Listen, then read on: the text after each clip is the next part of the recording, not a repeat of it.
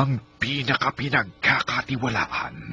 ABS-CBN News and Current Affairs. Panig sa katotohanan. Panig sa bayan. Sa ulo ng mga nagbabagang balita, oil tanker sumabog at nasunog, isa patay, 13 sasakyan na damay. Modus na paihi, tinitingnan anggulo kaya nagkalik sa tanker.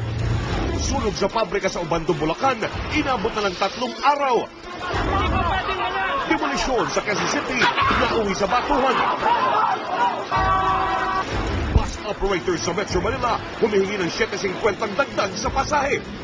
Ay de las Alas, nagsampa ng reklamo sa Justice Department laban sa mga tauhan ng convenience store na nambugbog umano sa kanyang anak. TV phone na gawa sa China at Korea, sinamsam ng National Telecommunications Commission sa mall sa Quiapo.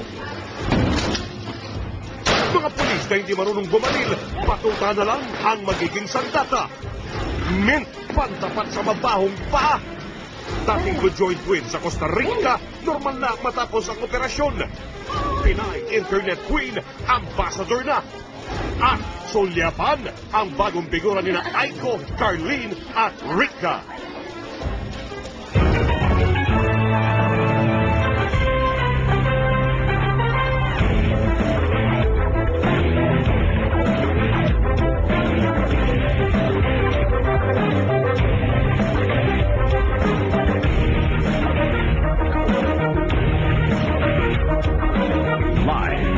Sa ABS-CBN News Center, Manila, ito ang TV Patrol World! Magandang gabi, Pilipinas! Kami ang mga patrol ng Pilipino. Nagbabalita at naglilingkod sa inyo saan man sa mundo. Samantala, isang misteryo ang bumabalot sa puntod ng isang dalaga sa San Pablo, Isabela dahil 35 taon na matapos na siya'y mamatay at mailibing, walang tigil po ang tagas ng tubig na nagmumula sa kanyang puntod. Exclusive nagpapatrol, Mark Logan.